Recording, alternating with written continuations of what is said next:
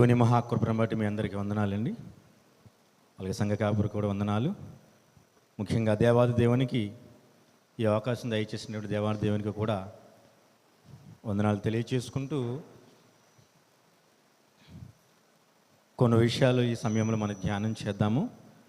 దానికంటే ముందుగా మనం గ్రహించవలసిన విషయం ఏంటంటే, దేవుని ఎరిగిన బిడ్డలుగా మనము ప్రతి సమయంలో మన యొక్క పూర్వపు స్థితిని మర్చిపోయి ఈరోజు మన స్థితి ఏది ఉందో ఆ విధంగానే మనం సంతోషపడుతున్నాం. అంటే ఈరోజు మన స్థితి ఒకప్పటి స్థితి కాదు. ఈరోజు మనం ఉన్నటువంటి ఈ స్థితి ఒకసారి మనం పూర్వపు స్థితితో మనం కొలమానం వేసుకుంటే, మనం మొదటి రోజులు ఏ విధంగా ఉన్నామో మన స్థితి ఏంటి, మన గృహం ఏంటి, మన ఆత్మీయ స్థితి ఏంటి, మన ఆరోగ్యం ఏంటి, ఇవేంటి అనేది మనందరికీ తెలిసిన విషయమే.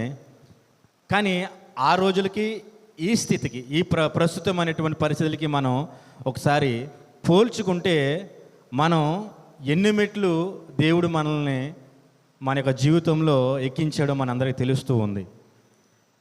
కానీ చాలామంది బిడ్డలు ఏం చేస్తూ ఉన్నారంటే, పూర్వపు స్థితిని మరిచిపోయి ప్రస్తుతం ఉన్నటువంటి గృహము చూసుకునో, ఉద్యోగాన్ని చూసుకునో, లేదా బంధు బలగాలను చూసుకునో, ధనమును చూసుకునో, లేదా అందాన్ని చూసుకునో, ఇలాగా ప్రస్తుతం ఉన్నటువంటి పరిస్థితులను చూసుకుని చాలామంది కూడా ఏం చేస్తున్నారంట,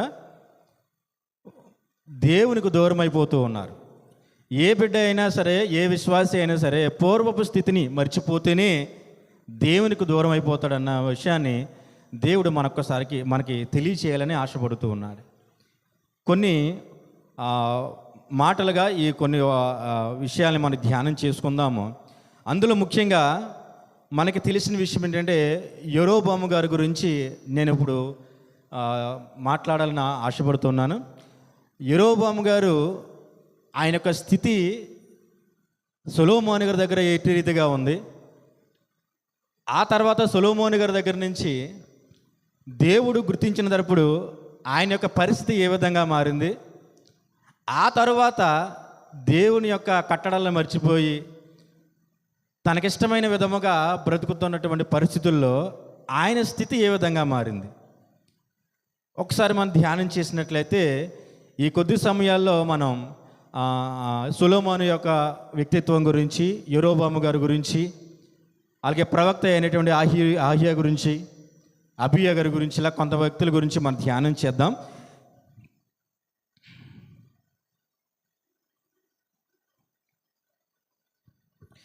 యెరోబాము గారి గురించి మనం ధ్యానం చేసినట్లయితే, ఆయన బలవంతుడైనటువంటి వ్యక్తిగా, ఒక మంచి శ్రద్ధ కలిగినటువంటి వ్యక్తిగా సొలొమోను గారి దగ్గర ఒక పరిచారకుడిగా ఉండేవాడు. కానీ దేవుడు ఆ వ్యక్తిని ఎందుకు ఎన్నుకున్నాడు అసలు? ఇక్కడ మనం చూసినట్లయితే మొదటి రాజులు 11వ అధ్యాయము 28వ వచనాన్ని మనం ఒకసారి చదువుదాము.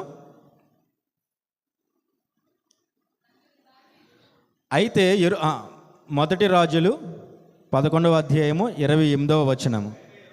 అయితే యెరోబాము అను ఇతడు మహాబలాఢ్యుడై ఉండగా యవ్వనుడును, ఇతడు పనియందు శ్రద్ధ గలవాడని సొలొమోను తెలుసుకుని యోసేపు సంతతి వారు చేయవలసిన భారమైన పని మీద అతనిని అధికారిగా నిర్ణయించాను. సరే అండి. అంటే సొలొమోను రాజు గారు యెరోబాము గారి యొక్క పని తత్వాన్ని గుర్తించి ఒక అధికారిగా ఏర్పాటు చేశాడు. ఎందుకు ఏర్పాటు చేశాడు అంటే సొలొమోను గారి దగ్గర ఒక పరిచారకుడిగా ఉన్న వ్యక్తి దేవుని యొక్క కృప వలన రాజుగా ఎన్నుకోబడడానికి దేవుడు ఎన్నుకున్నాడు. ఇశ్రాయేలు గోత్రములు రెండుగా విడిపోయినప్పుడు, దక్షిణ ప్రాంతముగా ఉత్తర ప్రాంతముగా విడిపోయినప్పుడు 10 గోత్రాలను దేవుడు యెరోబాముకి ఇస్తానని మాట ఇచ్చాడు. మాట ఇచ్చినటువంటి దేవుడు నెరవేర్చే దేవుడు మనందరూ తెలుసు.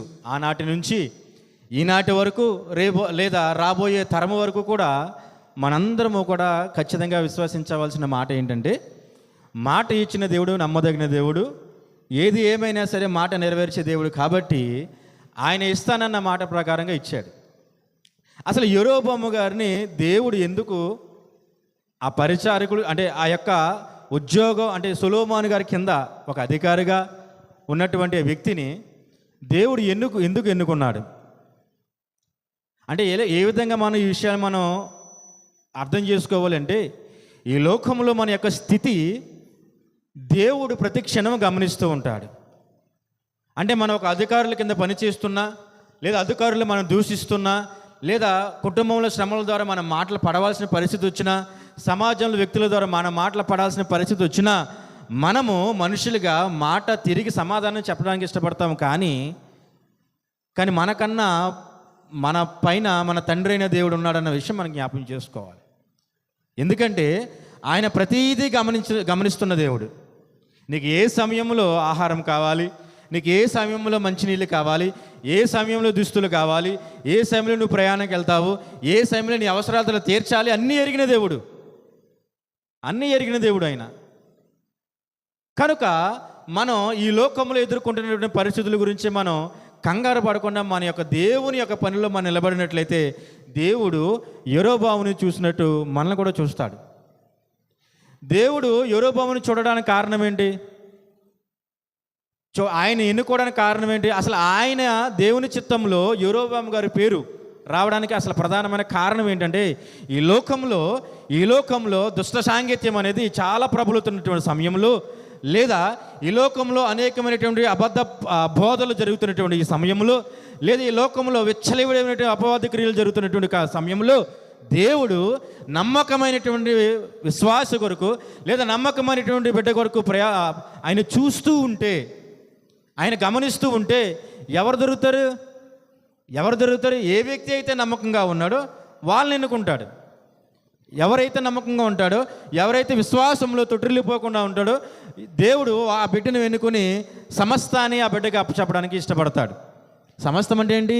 సువార్త, లేదా ఆత్మలు కట్టగలిగే సామర్థ్యము, సంఘాన్ని దేవుని కొరకు సిద్ధపరిచే సామర్థ్యాన్ని ఏర్పాటు చేస్తాడు. కానీ ఇక్కడ సొలొమోను గారి యొక్క వ్యక్తిత్వం ద్వారా ఇక్కడ మనం చూసినట్లయితే మొదటి రాజులు 11వ అధ్యాయం మనం గమనించినట్లయితే ఇక్కడ చాలా విధాలుగా సొలొమోను గారి యొక్క వ్యక్తిత్వం ఎట్టి విధముగా దిగజారిపోయిందో తెలియచేస్తూ ఉంటాడు. ఇక్కడ ఎన్ని విధాలుగా దిగజారిపోయిందో తెలియచేస్తూ ఉంటాడు. వాళ్ళను పూజించడమే కాదంట, వాళ్ళకి బలిపీఠాలు కట్టి, అన్ని దేవతలకు బలిపీఠాలు కట్టి వాళ్ళని కూడా ఆరాధించడానికి సిద్ధమైపోతూ ఉంటాడు. అసలు సొలొమోను గారి యొక్క ప్రధాన విధి ఏమిటి? దేవుని యొక్క చిత్తంలో సొలొమోను గారి యొక్క ప్రధానమైనటువంటి విధి ఏమిటి? మనందరికీ తెలిసిన విషయమే. దేవుని ప్రత్యక్షను పొందుకుని, దేవుని యొక్క కనుసనలో దేవుని యొక్క మాట చెప్పిన నడిపించవలసినటువంటి వ్యక్తి ఆయన చేసినటువంటి సమస్య ఏంటంటే చూడండి ఒకసారి. మొదటి అధ్యాయం ఒకసారి 11వ అధ్యాయం 1వ వచనం నుంచి ఒకసారి చదివినట్లయితే,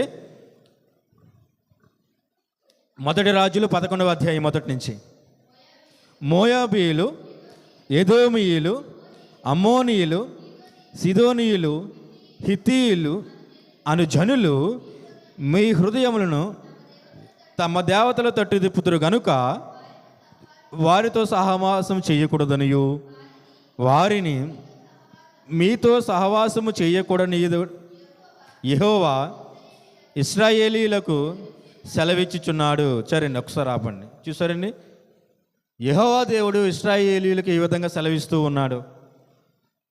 సహవాసము ఎవరితో చేయాలి, ఎవరితో చేయకూడదో కూడా సెలవిస్తూ ఉన్నాడు.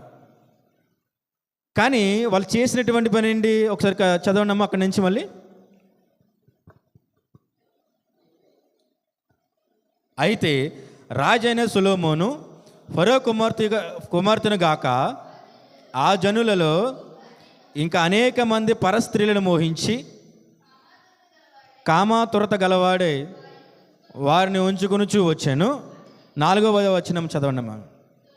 సొలొమోను వృద్ధుడైనప్పుడు అతని భార్యలు అతని హృదయమును ఇతర దేవతల చుట్టూ త్రిప్పగా అతని తండ్రి అయిన దావీదు హృదయం వలె అతని హృదయము దేవుడైన యెహోవా ఎడల యథార్థముగా కాకపోయెను. చూసారండి, అంటే సొలొమోను గారి గురించి, ఆయన యొక్క తండ్రి అయిన దావీదు గారి గురించి ఇక్కడ మనం చదివి ఉన్నాము.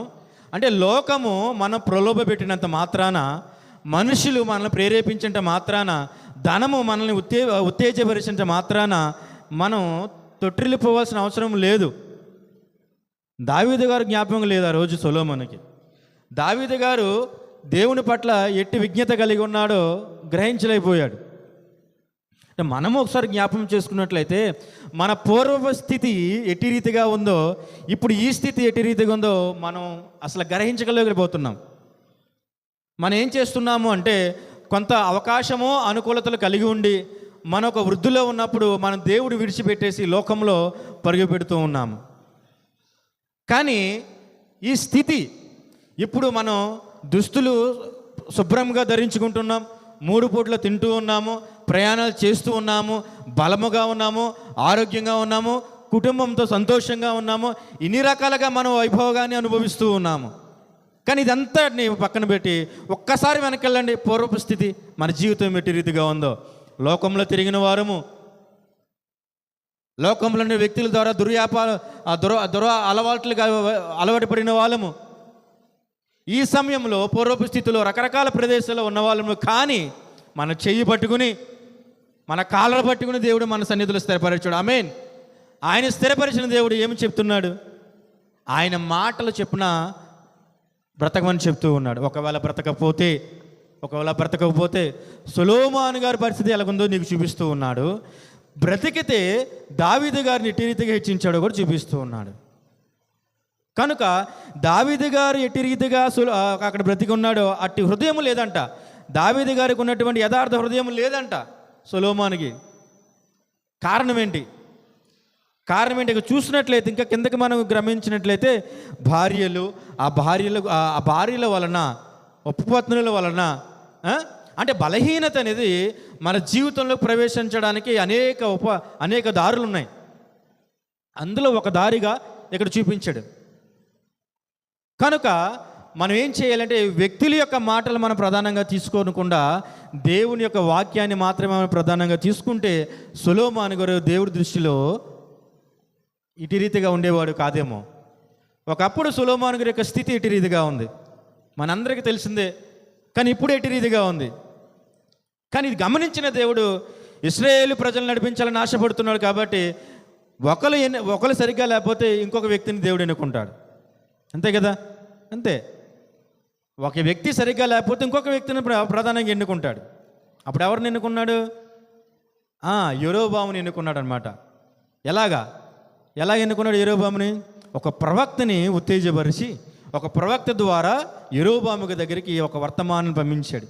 ఆయన ఒక నూతన వస్త్రాన్ని వేసుకుని యెరూషలేము యొక్క గుమ్మల బయట, యెరూషలేము బయట ఎదురు చూస్తుండగా యెరోబాము గారు కనబడితే ఆ వస్త్రాన్ని 12 ముక్కలుగా చేసి, ఆ 12 ముక్కలలో 10 ముక్కల్ని యెరోబాముకి ఇచ్చి చూస్తుంటే యెరోబాము ఒక వింతగా చూస్తున్నాడు.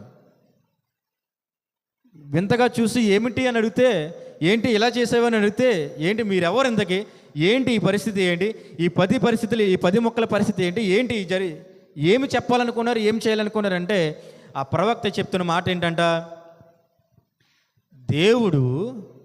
యెహోవా దేవుడు మిమ్మల్ని, అంటే మీ యొక్క అధికారానికి ఈ 10 గోత్రాలను మీకు అప్పచెప్తానన్నాడు. ఈ 10 గోత్రాల మీద మిమ్మల్ని రాజుగా దేవుడు నియమించాలని కోరుకుంటున్నాడు అని చెప్పాడండి.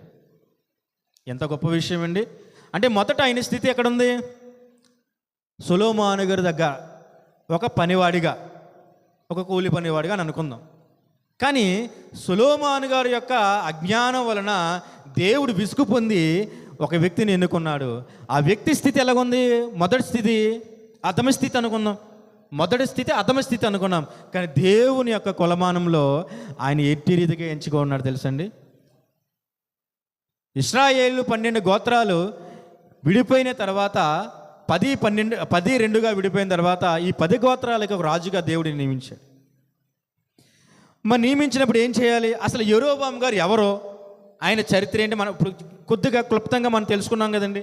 ఆయన ఎవరో, ఆయన చరిత్ర ఏమిటి, అసలు ఏం చేశాడు, ఏం చేయలేదు.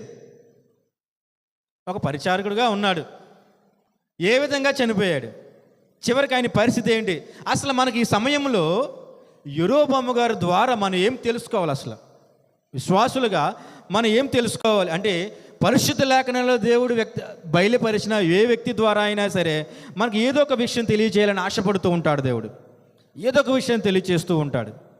కనుక ఈ సొలొమోను గారి యొక్క కాలంలో యెరోబాము గారు ఒక సామాన్యమైన ఉద్యోగి, బలవంతుడు అనుకున్నాము, కానీ పని పట్ల శ్రద్ధ కలిగిన వ్యక్తి. మరి ఈ వ్యక్తి ఎట్టి రీతిగా మనం అనుకుందామంటే, దేవుడు సొలొమోను గారి మీద కోపం వచ్చిన సమయంలో అహీయా అనే ఒక ప్రవక్త, చెప్పుకున్నాం కదండి, అహీయా అనే ప్రవక్త యెరోబాము గారి దగ్గరికి వచ్చి ఆయనకి దేవుడు ఏదైతే చెప్పాలని అనుకుంటున్నాడో, దేవుడు ఏదైతే యెరోబాము గారికి స్వాస్థ్యముగా ఇవ్వాలని అనుకుంటున్నాడో ఆ విషయాలని తెలియపరుస్తూ ఉన్నాడు. ఈ తెలియపరుస్తూ ఉన్నప్పుడు ఇక్కడ మనం గమనించినట్లయితే కారణం ఏంటో తెలుసు. అంటే సొలొమోను గారిని దేవుని అభిషేకించినప్పుడు, ఎన్నుకున్నప్పుడు ఆ యోగ్యతని పూర్తిగా కాపాడుకోలేకపోయాడు.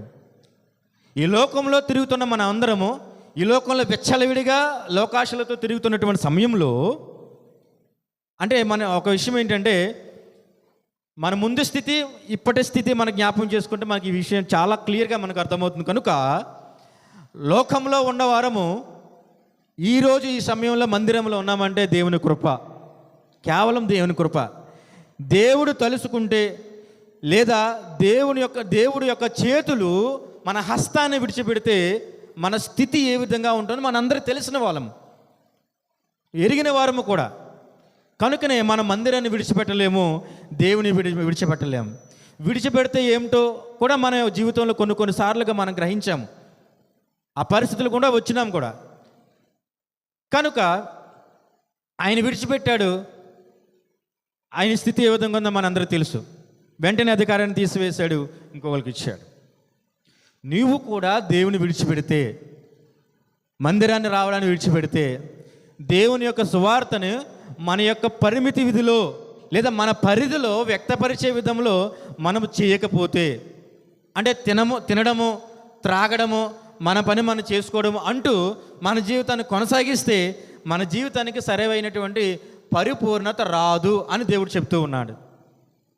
కనుక ఎవరైతే మన పరిధిలో లేదా మీ యొక్క పరిధిలో దేవుని యొక్క మాటలను విత్తేవారుగా లేకపోతే, ఇదంతా కూడా మనం జ్ఞాపకం చేసుకోవాలి. ఒక విషయాన్ని గొప్పగా 100 మందిలో మన మాటలు చెప్పవలసిన అవసరం లేదు, గొప్పలుగా రోడ్ల వెంబడి మన ప్రయాణాలు చేసి సువార్త చెప్పవలసిన అవసరం లేదు.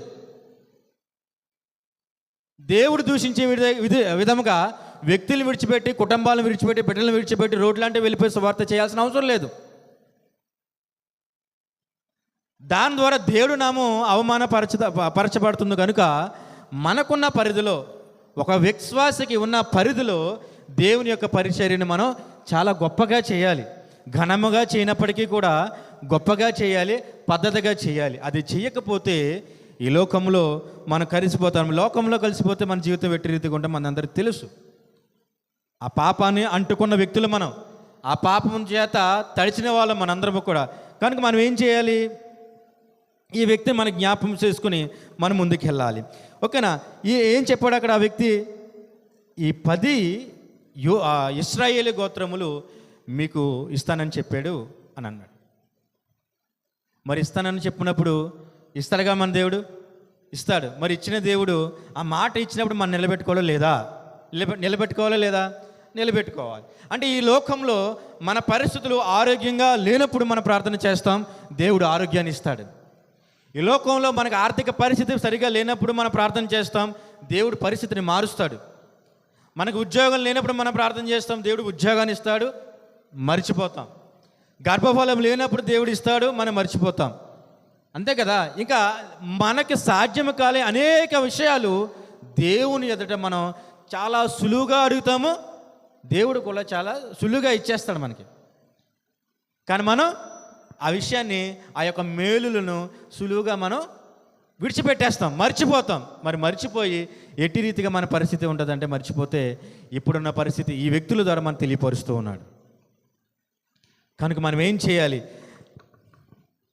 దావీదు వలె ధర్మశాస్త్రాన్ని ఎరిగిన యథార్థమైనటువంటి వ్యక్తిగా మనం ఉండాలి. లేకపోతే ఏ విధంగా ఉంటుంది?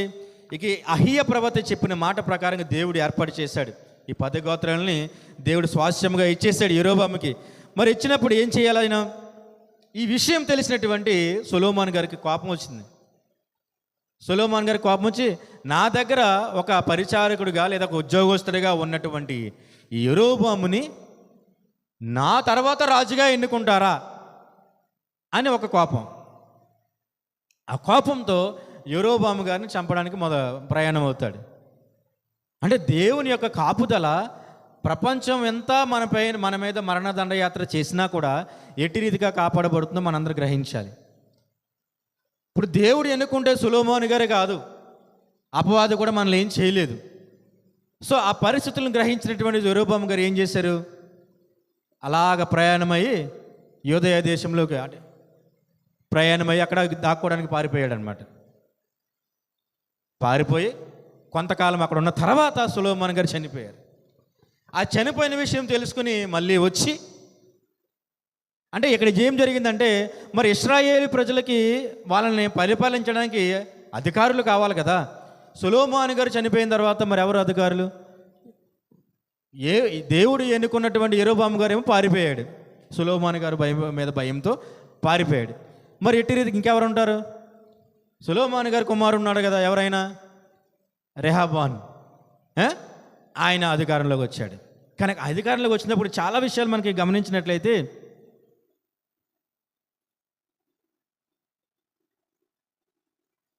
ఇక్కడ గమనించిందంటే కొంచెం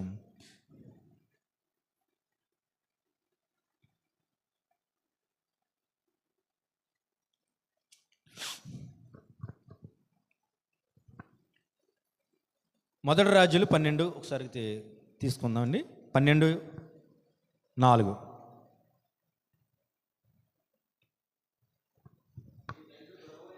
నీ తండ్రి బరువైన కాడిని మా మీద ఉంచెను, నీ తండ్రి నియమించిన కఠినమైన దాస్యమును మా మీద అతడు ఉంచి, బరువైన కాడిని నీవు చులకనగా చేసిన ఎడలా మేము నీకు సేవ చేయదము. చాలండి.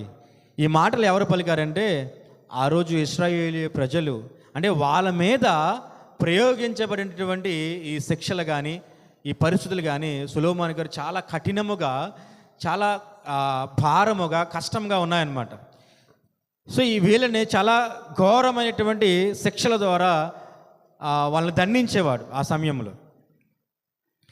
మరి సొలొమోను గారు చనిపోయిన తర్వాత ఆయన కుమారుడు అయినటువంటి రెహబాము దగ్గర వచ్చి, ఆయన పట్టాభిషేకం చేసిన తర్వాత ఆయన దగ్గరికి వచ్చి, నీ తండ్రి మా మీద ఇటు రీతిగా ఘోరమైనటువంటి శిక్షలను మనం మీద పెట్టారు కనుక మీరు వాటిని చులకన చేసి ఆ భారాన్ని మా పట్ల తగ్గిస్తే, చూసారు ఏ విధంగా చెప్పారు అక్కడ, తగ్గిస్తే మేము నీకు సేవ చేయుదుము అని చెప్పారు. అంటే ఇశ్రాయేలు మేమందరం కూడా మీకు దాసోహమయ్యి మీకు పరిచారకులుగా మీరు చెప్పిన రీతిగా మేము ఉంటాము అని చెప్పారు.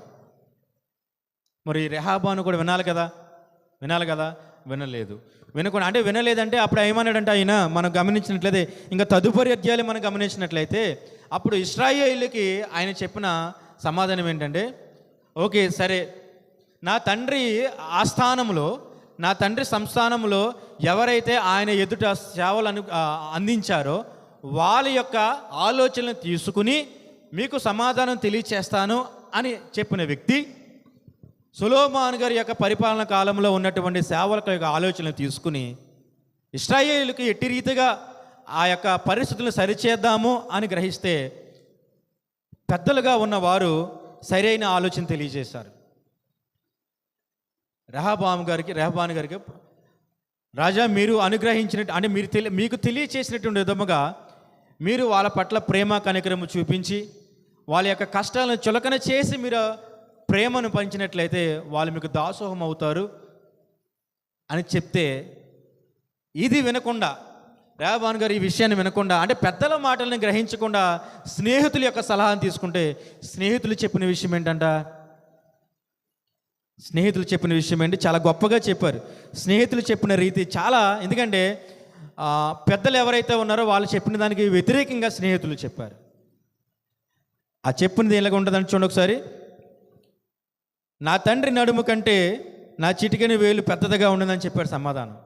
అంటే స్నేహితులు చెప్పినటువంటి, అంటే స్నేహితులు పెట్టినటువంటి చిచ్చు వల్ల ఆ రెహబాను గారి యొక్క హృదయం ఎట్టి రీతిగా మారిపోయిందంటే, ఇశ్రాయేలు పట్ల నా తండ్రి నడుము కంటే నా చిటికెని వేలు పెద్దదిగా ఉండును, నా తండ్రి మీ మీద బరువైన కాడిని పెట్టాను కదా, సరే మంచిదే, కానీ నా తండ్రి చముకలలో మిమ్మును శిక్షించను సరే, కానీ నేను కొరడాలతో మిమ్మల్ని శిక్షించుతాను అని చెప్తున్నాడు. అంటే స్నేహితుల యొక్క మాటలు ఎట్టి రీతిగా ఉంటాయో చూడండి ఒకసారి. అంటే లోకం యొక్క మాటలు ఎట్టి రీతిగా ఉంటాయో చూడండి. అంటే ఇశ్రాయేలు యొక్క ప్రయాణంలో అనేక రకాలుగా ఇబ్బందులు పడుతూనే ఉన్నారు. అంటే ఈ ప్రయత్నంలో కూడా, ఈ ప్రాంతంలో కూడా. సో రెహబాను ఏమనుకున్నాడు, అనుభవంతో చెప్పిన పెద్దల మాటలు అస్సలు వినలేదండి, వినలేదు.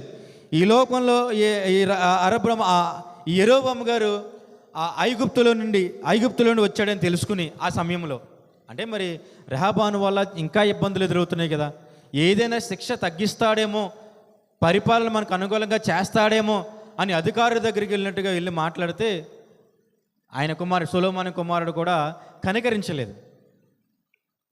కనికరించకపోతే వాళ్ళ ఆలోచనలో ఇంకా బాధపడుతున్న సమయంలో సొలొమోను గారు మరణవార్త విన్నటువంటి ఈయన ఐగుప్తు నుంచి మళ్ళీ వచ్చాడు. ఈ విషయం, ఈయన వచ్చాడన్న విషయం తెలుసుకుని వీళ్ళందరూ కూడా ఏం చేశారంట, ఈ వ్యక్తి దగ్గరికి వచ్చి ఈయన్ని రాజుగా ఎంచుకుని ఈయన యొక్క సంస్థానంలో బిడ్డలుగా ఉండిపోయారు. మీకు అర్థమవుతుందని అనుకుంటున్నాను నేను. యెరోబాము గారు పారిపోయిన తర్వాత ఆయన మళ్ళీ తిరిగి వచ్చారన్న విషయం తెలుసుకుని వీళ్ళందరూ కూడా యెరోబాము గారి దగ్గరికి వెళ్ళి ఆయన్ని అధికారిగా రాజుగా ఎన్నుకొని సంతోషంగా వాళ్ళు జీవనాన్ని ఒక రాజ్యముగా కట్టుకుని ముందుకు వెళ్తూ ఉన్నారు. సో ఇప్పటి వరకు ఆ బిడ్డలకి ఎవరా, యెరోబాము గారు రాజుగా ఉన్నారు, యెరోబాము గారు సంతోషంగా ఉన్నారు, పరిపాలన చేస్తూ ఉన్నారు. ఒక అధికారం వచ్చిందనమాట. ఈ అధికారం వచ్చినటువంటి వ్యక్తి, అంటే అధికారం ఉన్నటువంటి వ్యక్తులు ఎట్టి రీతిగా మాట్లాడతారు మనందరికీ తెలిసిందే. ఈ లోకంలో చూస్తూ ఉన్నాము. ధనము ఉన్న వ్యక్తులు ఎట్టి రీతిగా మాట్లాడతారు మనందరికీ తెలిసిందే. పలుకుబడి ఉన్న, బంధు బలగం ఉన్న వ్యక్తుల యొక్క అభిప్రాయాలు, ఆలోచనలు ఎట్టి రీతిగా ఉంటాయి మనందరికీ తెలిసిన విషయమే. దాన్ని ఈ యెరోబాము గారి విషయాన్ని మనం గుర్తు చేస్తూ, ఈయనకి అధికారం వచ్చిన తర్వాత ఏం చేయాలండి, ఏం చేయాలి? అధికారం వచ్చిన తర్వాత దావీదు కలిగినటువంటి యథార్థతను కలిగి దేవుడు ధర్మశాస్త్రమును, అంటే దావీదు గారు ధర్మశాస్త్రమును ఎట్టి రీతిగా దాన్ని నెరవేరుస్తూ ముందుకు సాగుతున్నాడో అట్టి రీతిగా చేయాలి. కానీ చేయకుండా సేమ్, అంటే మళ్ళీ సొలొమోను గారు ఎట్టి రీతిగా ఆ యొక్క సంస్థానంలో అపవిత్రతను ఎట్టి రీతిగా తీసుకొచ్చాడో అట్టి రీతిగా ఈయన కూడా తీసుకొచ్చేసాడు యెరోబాము గారు. ఈ లోకంలో ఒక శత్రువు ద్వారా తరిమివేయబడ్డాడు, మళ్ళీ వచ్చాడు, అధికారం తీసుకున్నాడు. ఇదంతా ఎవరి వల్ల? దేవుని కృప వల్ల. సో దేవుని కృప వల్ల అధికారం పొందుకున్న ఈయన మరి ఆలోచించాలి కదా, సొలొమోను గారు చేసిన పాపాన్ని, తప్పుని మళ్ళీ అతను చేశాడు. అంతేగాని దావీదు గారిని ఎవరిని కూడా ఆధారంగా ఆయన ప్రధానంగా తీసుకోవట్లా. ఆయన ఇట్టి రీతిగా ధర్మశాస్త్రం నెరవేర్చాడు.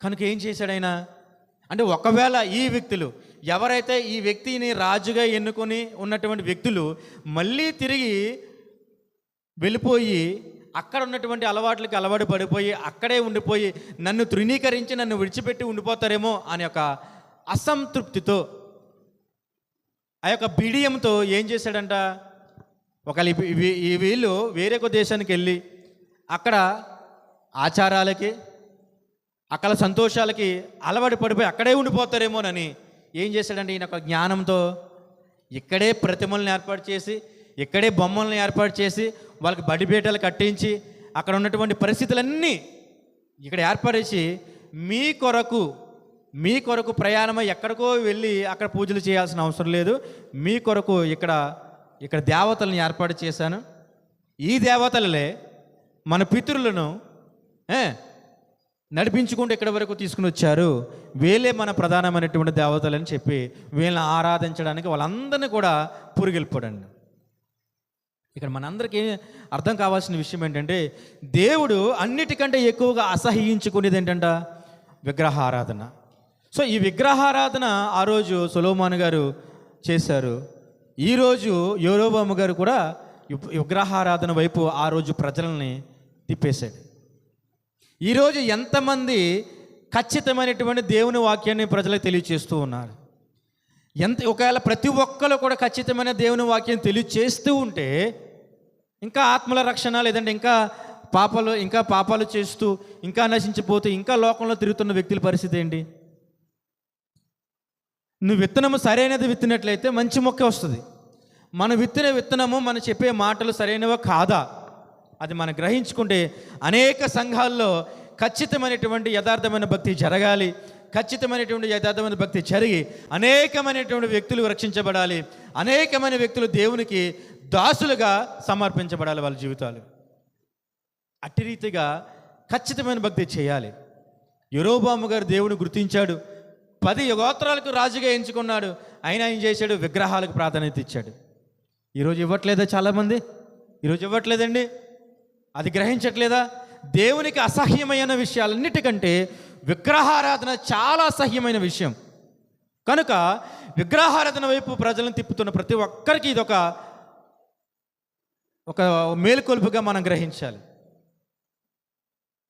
వాక్యాన్నిగా మనం ప్రకటించాలి. దేవుడు ఆత్మస్వరూపి అయిన దేవుని కొరకు మాత్రమే మనం పరితపించాలి. కానీ ప్రతిమల వైపు, వస్తువుల వైపు, లేదా అభిషేకాలని చెప్పి రకరకాల వ్యక్తులు దేవుని బిడ్డలను తిప్పితే, అంటే ఇశ్రాయేలు ప్రజల్ని ప్రతిమల వైపు తిప్పినటువంటి యెరోబోము గారి పరిస్థితి ఎట్టి రీతిగా అయిపోయిందో చూద్దాం తర్వాత. దేవుడు ఒక్క మొత్తుతాడు. యెరోబోము గారు కదా, ఆయన సంతానం అంతా కూడా నశించిపోతారు. కనుక నీ చేతికి వచ్చిన అధికారాన్ని దేవుని యొక్క సేవలో యథార్థంగా మనం ఉన్నట్లయితే చాలా గొప్పగా మనం ఆశీర్వదించబడతాము. మన పాటలు పాడగలుగుతున్నాము, దేవుడి మాటలు చెప్పగలుగుతున్నాము, దేవుని గురించి బలిపీఠం చెంత నిలబడగలిగే ధన్యత మనకు వచ్చిందంటే మనం గొప్పవారమా? దేవుని కృప మాత్రమే. నేనైతే గొప్పవాడిని కాదు, చెప్పుకుంటే చాలా విషయాలు ఉన్నాయి. కనుక మన గొప్పవారు కానప్పటికీ కూడా దేవుడు మనల్ని ప్రత్యేకపరిచాడు, నిలబడడానికి ఇటు రీతిగా అవకాశం ఇచ్చాడు. కనుక నా జీవితంలో యెరోబోము గారు నేను జ్ఞాపం చేసుకుంటున్న ఒక విషయంగా ఈ సమయంలో, యెరోబోము 10 గోత్రాలకి అధికారిగా నియమించినటువంటి వ్యక్తి యెరోబోము గారు. అధికారం ఇవ్వగలడు, అధికారం కూడా తీసివేయగలిగే సామర్థ్యం కలిగిన వాడు మన దేవుడు. ఆమేన్. కనుక వచ్చినటువంటి స్థితి, పొందినటువంటి అధికారము గొప్పదని భావించి నువ్వు దేవుని మర్చిపోతే, లేదా మన చుట్టూ ఉన్న జనాన్ని విగ్రహాల వైపు మనం తిప్పేస్తే దేవుడు ఊరుకోడు. నీకు బలం ఉందనో లేదో గొప్పగా దేవుని కొరకు ఏదో చేసేస్తామని ఎన్నుకోలేదు. ఒక్క అవకాశం ఇచ్చాడు దేవుడు మనకి. మరణం అయిపోతున్న మన జీవితంలో పరీక్షించుకోవడానికి, పక్కకు తప్పుకోవడానికి దేవుడు ఒక అవకాశం ఇచ్చాడు. ఈ అవకాశాన్ని మనం సంపూర్ణంగా మనం ఉపయోగించుకోవాలి. ఒకవేళ మన జీవితంలో ఇలాంటి అవకాశాలు మరిన్ని పొందుకుని ఒకవేళ మనం తప్పుకున్నట్లయితే, పక్కకు దారి వచ్చేసినట్లయితే యెరోబోము గారి జీవితాన్ని మనం జ్ఞాపకం చేసుకుందాం. ఆయన గొప్పగా దేవుడు ఎన్నుకున్నాడు. కానీ ఎన్నుకున్న దేవుడి యొక్క ఆలోచన చెప్పిన నడవకుండా సొంత ఆలోచనలకు అనుకుని, సొంత అభివృద్ధి కావాలనుకుని, సొంతగా గొప్పగా ఈయన మాత్రమే రాజుగా నేను ఆరాధించబడాలి, ఇశ్రాయేలుతో ఘనపరచబడాలని అనుకుంటా. కనుక వాళ్ళందరూ కూడా విగ్రహాల వైపు తిప్పేశాడు. విశ్వాసులని మనందరం కూడా ఎటువైపు తిప్పాలండి? అనేక చోట్ల పరిచర్య జరుగుతూ ఉంది. అనేక చోట్ల ఘనమైన పరిచర్య, వాక్యము వెదజల్లబడుతూ ఉంది. గొప్పగా విశ్వాసులు చాలా భారముతో వాక్యము కొరకు చాలా ఆతృతగా ఎదురు చూస్తున్నటువంటి ఈ సమయంలో అవకాశం ఉన్న ప్రతి వ్యక్తి ఆ యొక్క ఆత్మలు ఎటువైపు తిప్పాలండి? దేవుని వైపు తిప్పాలి. దేవుని వైపు మాత్రమే తిప్పాలి. కనుక మన ఎట్టి రీతిగా కూడా సొంత ఆలోచన వైపు తిప్పకూడదు. కనుక ఈ ఘనమైన పరిచర్య దేవుని యొక్క కృపలో జరగాలి ప్రతి చోట. అటు రీతిగా మనం చేయాలి. అటు రీతిగా మనం చేయకపోతే ఏ విధంగా ఉంటుందో మనందరికీ తెలుసు.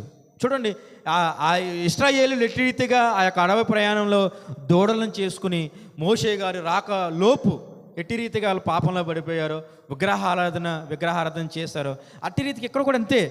బేతేలులోను దానుల్లోనూ నిలబెట్టి ప్రజలందరితో ఇటు రీతిగా వాళ్ళ విగ్రహాలను పూజించుకోమని, సరదా తీర్చుకోమని, ఆనందంగా ఉండమని, సంతోషంగా ఉండమన్నాడు. అంతేగాని యెరోబాము గారు ఎన్నుకున్న దేవుడు ఉన్నాడు, ఆయన యొక్క మాట చెప్పిన వీళ్ళందరినీ పరిపాలించాలన్న ఆలోచనలో లేడైనా. అంటే దేవుడు చేసిన మేలుని మర్చిపోయాడా లేదండి యెరోబాము గారు? మర్చిపోయాడు. మర్చిపోయి అసలు మరణమై సొలొమోను గారి చేత చనిపోవలసిన వ్యక్తి ఆయన. సొలొమోను గారి చేత చనిపోవలసిన వ్యక్తి బ్రతికించబడ్డాడు. అధికారాన్ని కోల్పోయిన వ్యక్తి మళ్ళీ పొందుకున్నాడు. మరి ఇన్ని రకాలుగా ఈ స్థాయి పెంచుకుంటూ ఉన్నటువంటి ఆయన జీవితంలో దేవుని ఏ క్షణమైన జ్ఞాపకం చేసుకున్నాడండి? ఆయన చేసుకోలేదు. అంటే ఒకవేళ మన జీవితాలు ఉదాహరణగా చూసుకుంటే మన వ్యక్తిగత జీవితము మొదట ఎట్టి రీతిగా ఉందో మన అందరూ తెలుసు. ఎందుకంటే ఈ యొక్క ప్రధానమైన నేను తెలియచేయాలనుకున్న విషయం ఏంటంటే, ప్రతి ఒక్క విశ్వాసి కూడా పూర్వపు స్థితిని ఎరిగి ప్రస్తుత పరిస్థితిని మనం గమనించుకోవాలని విజ్ఞాపన చేస్తూ ఉన్నాను. కనుక మనం ఏం చేయాలి? పూర్వపు స్థితి మనం కనుక్కొని మన భయముతోనూ భక్తితోనూ ప్రతి విషయాన్ని దేవునికి అప్పచెప్పి మనం నిలబడినట్లయితే ఆ రోజు దేవుడు యెరోబాము గారిని ముత్తాడండి. యెరోబాము గారిని తృణీకరించాడు, తీసివేశాడు దేవుని యొక్క పరిధిలో నుంచి. ఎందుకు తీసివేశాడు? కేవలం ఒకే ఒక తప్పు, విగ్రహారాధన. దేవునికి మనందరం అంటే ఇష్టమండి, చాలా ఇష్టము. అంటే ఎలాగంటే మన యొక్క గర్భము నుండి పుట్టిన బిడ్డల కంటే, అంటే మన తల్లిదండ్రులు గర్భము నుండి పుట్టిన పిల్లలకి ఎంత ప్రాధాన్యత ఇస్తారో అంతకంటే ఎక్కువ దేవుడు మనల్ని చాలా ఇష్టంగా పుట్టించాడు, పోషిస్తూ ఉన్నాడు, అభివృద్ధి పరుస్తూ ఉన్నాడు. ప్రతి ప్రయాణంలో నిన్ను ఆయన యొక్క దూతలను కావలపెట్టి చాలా కంటికి రెప్పలా చూస్తూ ఉన్నాడు. మనకు తెలియట్లేదు ఆ విషయాన్ని, అంతే. తెలియట్లేదంటే మన ప్రయాణమయ్యే క్షేమంగా ఇంటికి వస్తున్నాం, కేవలం దేవుని కృపవా. భోజనం చేసి సంతోషంగా నిద్రపోతూ మళ్ళీ లేవగలుగుతున్నాం, కేవలం దేవుని కృప మాత్రమే. మన సహచరులతో మిత్రబాధం లేకుండా సంతోషంగా ఉండగలుగుతున్నాం, దేవుడి కృప మాత్రమే. కాదని చెప్పండి, దేవుని కృప కాకుండా సొంత జ్ఞానం ద్వారా మాత్రమే ఈ స్థితిలో ఉన్నానని చెప్పగలిగారు ఎవరైనా? చెప్పలేము. కనుక మనం ఏం చేయాలంట? దేవుని యొక్క నామాన్ని మాత్రమే హెచ్చించాలి, మన నామాన్ని తగ్గించుకోవాలి దేవుని పట్ల. అది లేకపోతే చాలా విధముగా మనం నశించిపోవడానికి అవకాశం ఉంటుంది. కనుక మనం ఏం చేయాలి? ఈ ఉన్నత స్థలాలు ఆయన ఏం చేసి ఉన్నత స్థలాలని విగ్రహాలకు ఏర్పాటు చేసేసాడండి. అంటే అధికారాన్ని కాపాడుకోవడానికి, అంటే ఈ విషయం తెలియపరచాలని లేదో నాకైతే తెలియదు, కానీ సంఘాలు అధికారాలని కాపాడుకోవడానికి భక్తి కూడా సరైన మార్గంలో వెళ్ళట్లా. అధికారాన్ని కాపాడుకోవడానికి విశ్వాసులను కూడా సరైనటువంటి ఆత్మీయ ఆహారాన్ని అందించలేనటువంటి సంఘాలు అనేకం ఈ రోజుల్లో ఉన్నాయి. చాలా బాధపడవలసిన విషయాలు, చాలా బాధపడే విషయాలు. ఈ సమయంలో ఈ రోజుల్లో మనం గమనించినట్లయితే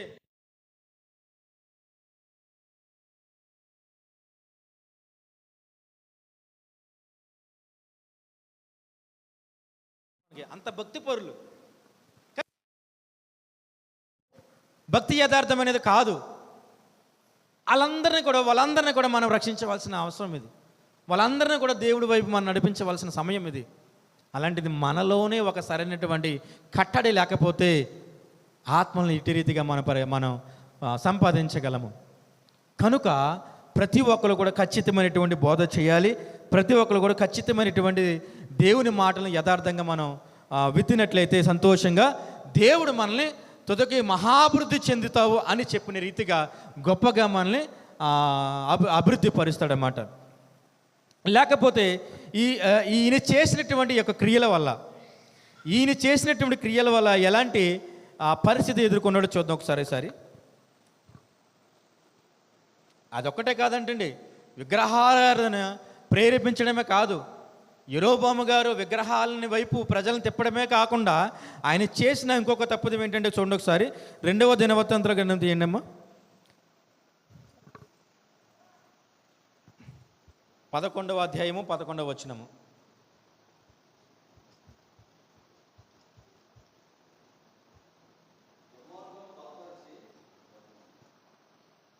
పదకొండవ అధ్యాయము 14వ వచనము.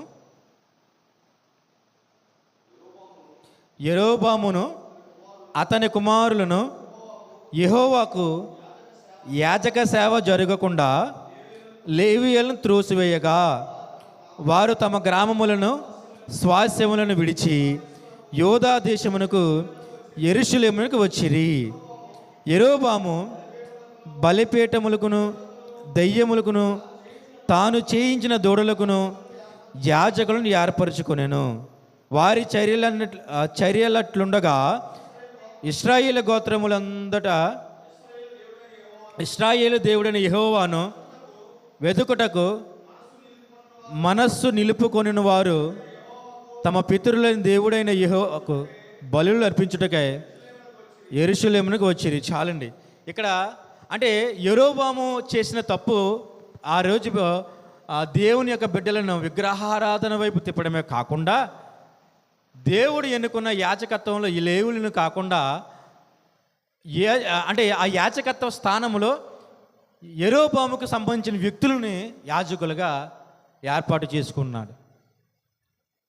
చూస్తారండి ఎంత తప్పిదం అది. అంటే సొంత కార్యాలను నెరవేర్చుకోవడానికి, సొంత అధికారాన్ని చూపించుకోవడానికి అనేక ప్రయత్నాలు చేశారు వీళ్ళు. ఈ ప్రయత్నాలు చేసే విషయంలో మరి దేవుడు గమనిస్తూ ఉన్నాడు అని మర్చిపోయినట్లున్నాడు. అంటే నేనేమంటానంటే ఒక ప్రవక్త ద్వారా 10 ఇశ్రాయేలు యొక్క గోత్రములు నీకు స్వాస్థ్యముగా దేవుడు ఇస్తాడని మాట ఇచ్చాడు. ఈ మాట నీకు తెలియచేయమని దేవుడు చెప్పాడు అని యెరోబాముతో ప్రవక్త చెప్తే నమ్మినటువంటి వ్యక్తి, అట్టి రీతిగానే అధికారము పొందుకున్నటువంటి వ్యక్తి మరి దేవునికి భయపడలేకపోయాడు. చూసేంతగా అంటే మన ప్రార్థనలో ప్రతి విషయాన్ని మనం మాట్లాడతాము, పొందుకుంటాము, విజ్ఞాపన చేస్తాము. మన జీవితంలో సాధ్యము కాని అనేకమైన మేలులు ప్రార్థన ద్వారా పొందుకున్నవి చాలా ఉంటాయి, చాలా ఉంటాయి. మన కళ్ళ ముందే కనపడుతూ ఉంటాయి. కానీ మన కళ్ళ ముందు కనబడుతున్నా లేదా మనం అనుభవిస్తున్నా ఆ మేలును మన జ్ఞాపం చేసుకోనకుండా లేదా ఆ మేలులకు ప్రధానమైనటువంటి కారణం దేవుడు అని మనం గుర్తించుకోకుండా మనం ఏం చేస్తామంట, తగిన సమయంలో దేవుణ్ణి తృణీకరించి లోకం వైపు తిరిగేస్తాం, లోక ఆచారాలకు తిరిగేస్తాం. అక్కడ యెరోబాము గారు విగ్రహాలను తీసుకొచ్చాడు, మనము కూడా విగ్రహారాధన చేసేస్తాం. అంటే విగ్రహారాధన అంటే మనందరికీ తెలిసిందే. అంటే విగ్రహాలకు పూజ చేస్తే అది మాత్రమే విగ్రహారాధన కాదండి. అది మాత్రమే కాదు, మన యొక్క ఆత్మదేవుడు పరిశుద్ధాత్ముడు చెప్పిన రీతిగా లేదా మన హృదయాలను బలపరుస్తూ ప్రేరేపిస్తున్న విధంగా మనం లేకుండా ఈ లోకంలో ఉన్నటువంటి ఆశలతో మనం ప్రేరేపించినట్లయితే విగ్రహారాధనకు అవకాశం ఇచ్చినట్లేనండి. కనుక యెరోబాము గారు చేసిన తప్పి మనము చేస్తాం. ఒకవేళ చేస్తే గొప్పవాడైన సొలొమోను కూడా దేవుడు తృణీకరించేశాడు, ఊరుకోలేదు. సొలొమోను కూడా ఊరుకోలేదు. నువ్వెంత నేనెంత, సరిగ్గా మన ఆలోచనకి చిన్న సమస్య వచ్చినా పరిష్కరించలేనటువంటి జ్ఞానులం మనం, అంత గొప్పవాళ్ళం మనం. మన సొంత జ్ఞానంతో చిన్న పరిష్కారాన్ని కూడా, చిన్న ప్రశ్నకు సమాధానం కూడా వెతకలేను మనం, అంత అధములం మనందరం కూడా. ఏమి చూసుకుని మనకు అంత పొగరొస్తుంది ఒక విషయంలో, ఏమి చూసుకుని మనకు అంత గొప్ప, లేదంటే ఆ ఉక్రోషము లేదంటే అధికార దాహం అనేది మన జీవితంలోకి ప్రవేశిస్తుంది. ఏమి చూసుకుని నీ దేవుడు నీకు జ్ఞాపకం రావట్లేదా? దావీదు గారు చేసినటువంటి యథార్థ భక్తి నీకు తెలియట్లేదా? యోబు గారి విశ్వాసం నీకు గుర్తు రావట్లేదా? మోషే గారి యొక్క సంకల్పం నీకు తెలియట్లేదా? మరి ఇంతమంది వ్యక్తులు మా కళ్ళ ముందు ఉన్నారు కదా, మాదిరిగా పెట్టి వెళ్ళాడు కదా, అందరికంటే మరీ దగ్గరగా పరిశుద్ధాత్ముడు మన దగ్గర ఉన్నాడు కదా. మనం ఎలా తృణీకరిస్తాం దేవుణ్ణి? తృణీకరిస్తావా? ఒకవేళ తృణీకరించి ఈ సమయంలో దేవుడు అంటున్నాడు, అనేకమైన బిడ్డలు నా రక్తముతో కడగబడిన బిడ్డలు, నా యొక్క పరిశుద్ధాత్మతో నడిపించబడుతున్న బిడ్డలు నా యొక్క మార్గంలో కొంతకాలం నడిచి నా ద్వారా అనేకమైన మేళ్ళు పొందుకుని బిడ్డల ద్వారా, భార్యాభర్తలుగా, కుటుంబంలో, బంధువుల ద్వారా, చేస్తున్న పని ద్వారా, ఉద్యోగం ద్వారా, ధనము ద్వారా సంతోషంగా గడుపుతున్నటువంటి నా బిడ్డలు మందిరం కూడా రాగట్లేదు, దేవునికి అర్పించట్లేదు, చాలా విషయాలు దేవుని మాట తెలియపరచట్లేదు, చాలా విషయాలు. అనేకమైన వ్యక్తులు చాలా దాహంతో ఉన్నారండి లోకంలో. దేని కొరకు దాహం? ఇక చూసినట్లయితే 4 గోడల మధ్య ఆదరణ లేక చాలామంది వ్యక్తులు నలిగిపోతున్నారు ఈ సమయంలో. 4 గోడల మధ్య ఆదరణ లేక ఇదొక రకమైతే, 4 గోడల బయట కూడా సరైనటువంటి సమాధానం లేక లోకంతో యుద్ధం చేస్తున్నటువంటి అనేకమైన వ్యక్తులు మన ముందున్నారు. మనం ఏం చేయాలి? మన కడుపు నింపుకోవాలా? మన ప్రయత్నాలు మనం చేయాలా? దేవుడు చెప్పిన ప్రధానమైన సంకల్పం అది కాదే. నిన్ను నన్ను ఆయన రక్తంలో కడగబడిన మరుక్షణమే దేవుడు ఒక మాట చెప్పాడు, నిన్ను వలే నీ పొరుగు వారిని ప్రేమించి నీ వలే అనేకమైన బిడ్డలకి నువ్వేదైతే నా ద్వారా ప్రేమ పొందుకుంటున్నావో ఆ ప్రేమను తెలియపరచు అని దేవుడు చెప్తాడు. మనం తెలియపరచాలి. తెలియపరుస్తున్నామా? దేవుని ప్రేమను తెలియపరుస్తున్నామా? తెలియపరచట్లా. అంటే దేవుని ప్రేమ సమస్తమైనటువంటి పరిస్థితులకి సమాధానం చూపిస్తుంది. అంటే నేను ఏమంటున్నానంటే, పరిస్థితుల ద్వారా చాలామంది వ్యక్తులు నలిగిపోతున్నారండి ఈ లోకంలో. ఆదరణ లేక, పరిష్కారం లేక, నిరీక్షణ లేక, ఓదార్పు లేక, నా భార్య నాకు సహకారిగా ఉంటాదిలే అని గ్రహించి నమ్మినటువంటి వ్యక్తి కూడా దగ్గరే కూర్చుని ఓదార్పు పొందలేకపోతున్నాడు ఈ రోజుల్లో. నా స్నేహితుడు ఉన్నాడు, నాకు సహకారిగా ఉంటాడు అని నమ్మిన వ్యక్తి కష్టాల్లో ఆ స్నేహితుడి దగ్గరికి వెళ్ళి నెమ్మది పొందుకోలేకపోతున్నాడు ఈ రోజుల్లో. ఇది గ్రహించాలి కదా మనం. దేవుడు మనకు ప్రతి విషయాన్ని తెలియపరుస్తుంది కాబట్టి మరి ఆ బిడ్డలకు ఆధారం ఎవరు? కనుక నేను తెలియపరుస్తున్న మాట ఏంటంటే, దైవ సేవకుల ద్వారా కాదు, ఆ వాళ్ళే కాకుండా దైవ సేవకులు, విశ్వాసులు, దేవుని యొక్క రుచిని వెలిగిన ప్రతి ఒక్కరు కూడా చాలా ఖచ్చితంగా ఆలోచించి, చాలా గొప్పగా ఆలోచించి, ప్రతి విషయాన్ని చాలా జాగ్రత్తగా మాట్లాడి, వివేకము కలిగి జ్ఞానము వెదుకువారు చాలా తక్కువగా ఉన్నారని దేవుడు చెప్తున్నాడు. దేవుడు స్పర్శ కలిగిన మనందరం కూడా వివేచన కలగాలి, జ్ఞానం పొందుకోవాలి. జ్ఞానము వివేచన పొందుకుని మనం ఏం చేయాలంటండి, చాలామంది ఆత్మలో బలహీనమైపోతూ ఉన్నారు. మనకున్న పరిధిలో వాళ్ళని ఉత్తేజపరచాలి, దేవునికి అప్పచెప్పాలి.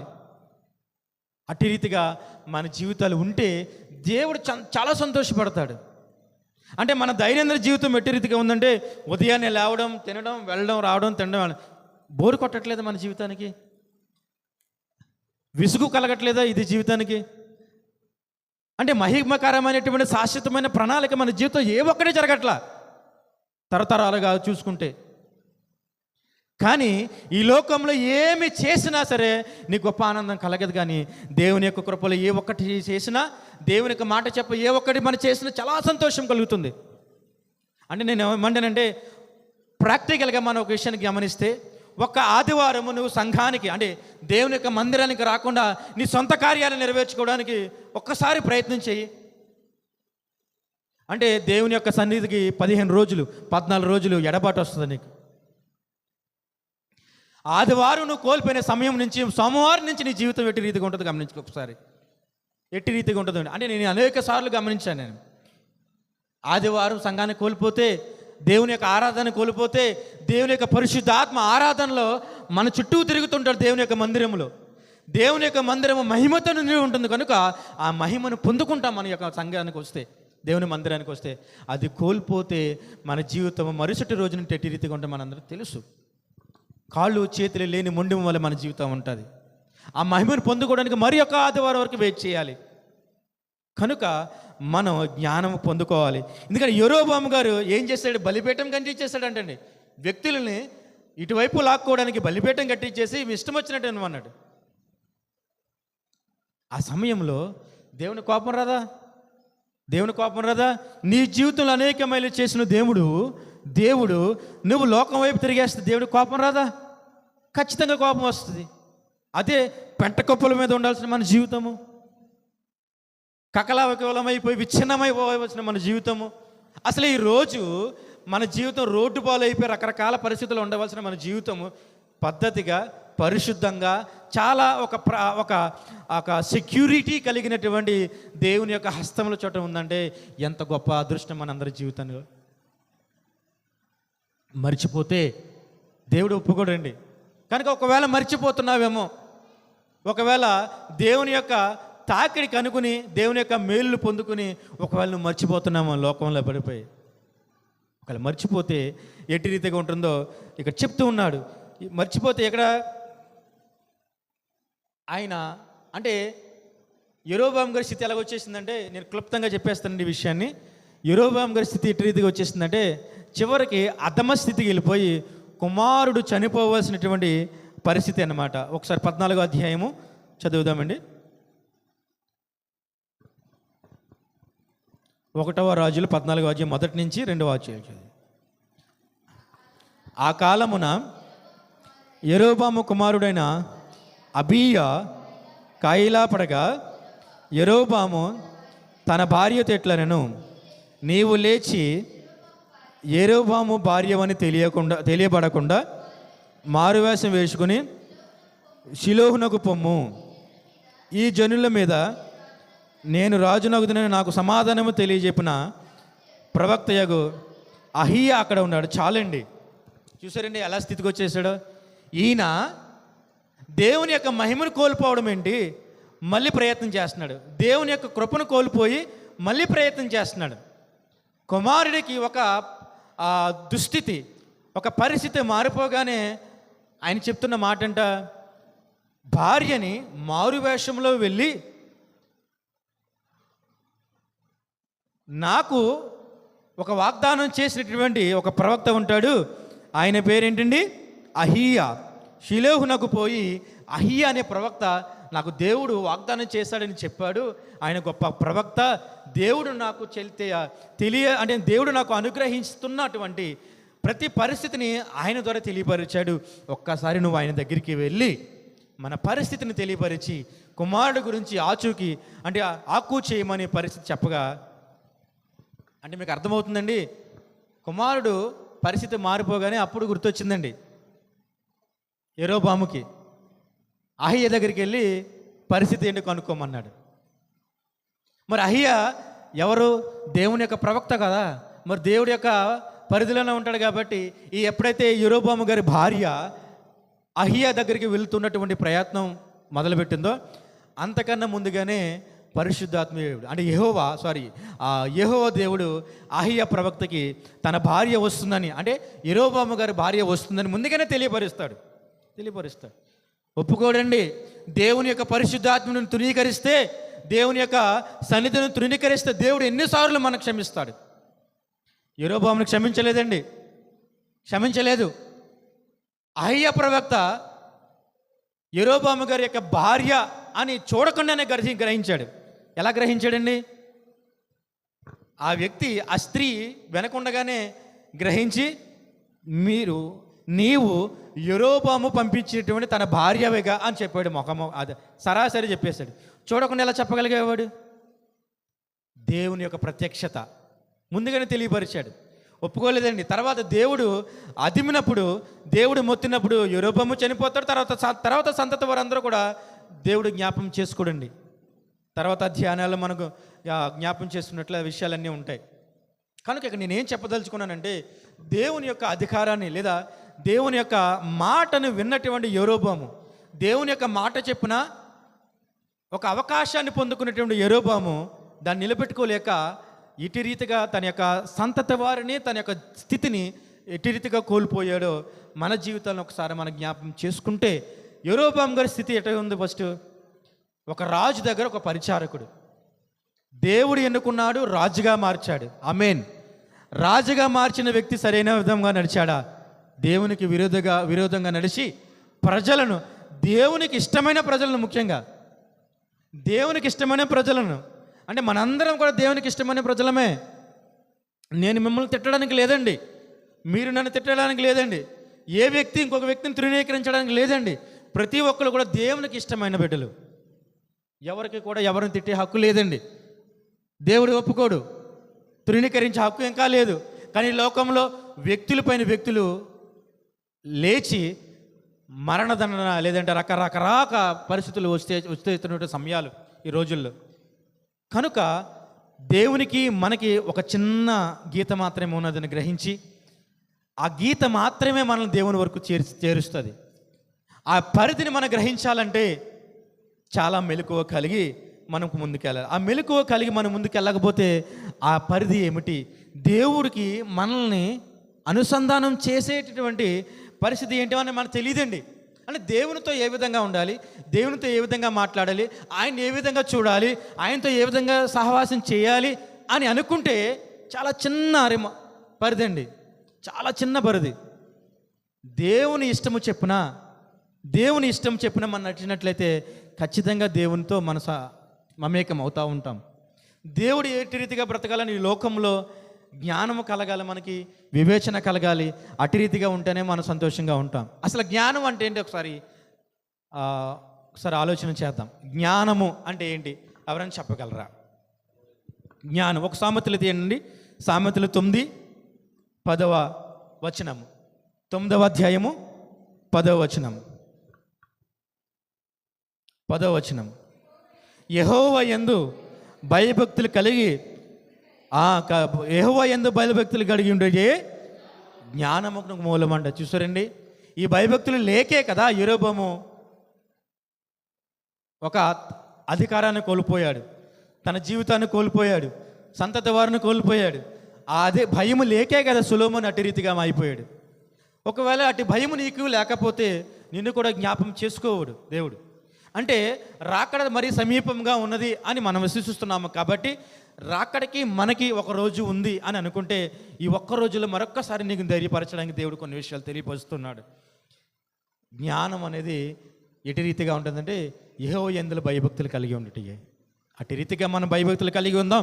జ్ఞానము సంపాదించుకుంటే ఏ విధంగా ఉంటుందో ఒకసారి నేను చదువుతాను చూడండి. ఒకసారి పైన ఉన్నటువంటి వచనాలు 8, జ్ఞానము గలవానిని గద్దింపగా వాడు నిన్ను ప్రేమించును, జ్ఞానము గలవారిని ఉపదేశము చేయగా వాడు మరింతగా జ్ఞానము నొందును, నీతి గలవానికి బోధన చేయగా వాడి జ్ఞానాభివృద్ధి పొందును. చూసారండి, అంటే జ్ఞానము ఎటు రీతిగా మనిషిని నిలబెడతా చూడండి.